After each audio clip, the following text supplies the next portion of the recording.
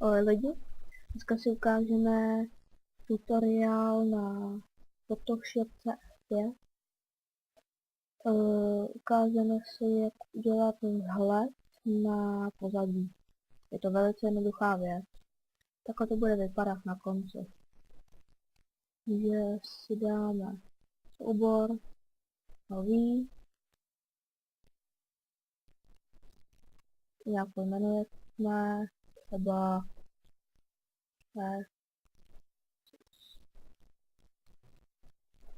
tak.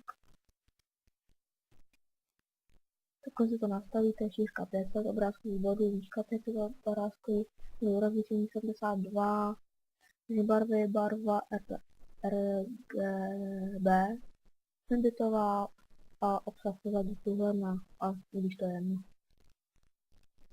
Tak. Teď najdeme na nástroj přechod. Klikneme sem. Tady to je editor přechodu.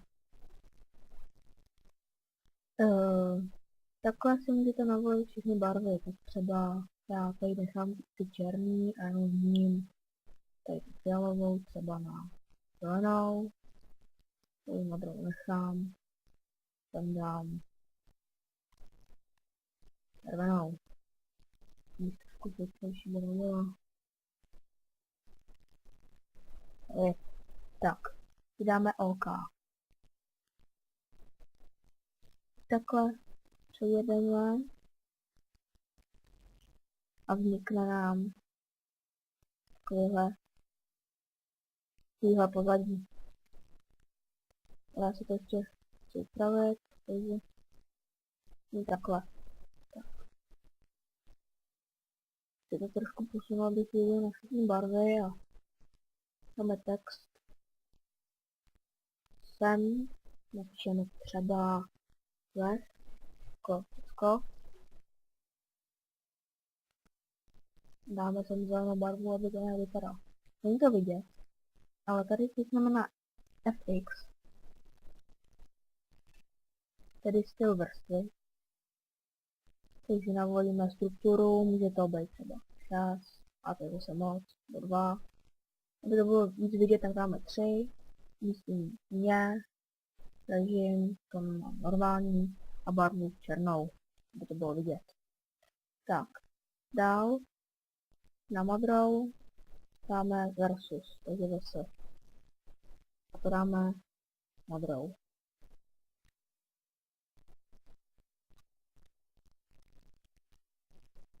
Tak, se vytáhneme úplně stejně, aby to bylo vidět.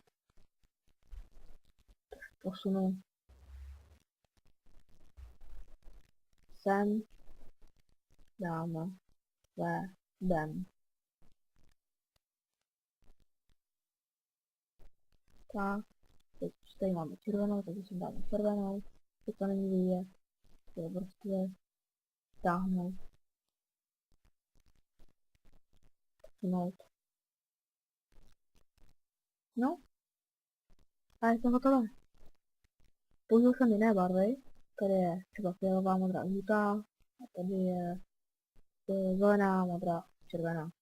Co teda se mě líbí, všiml jsem na to úplně sám, že jsem si tak hrál, viděl jsem se, takže jsem si dal ve Photoshopu a našel jsem tenhle nástroj přechod.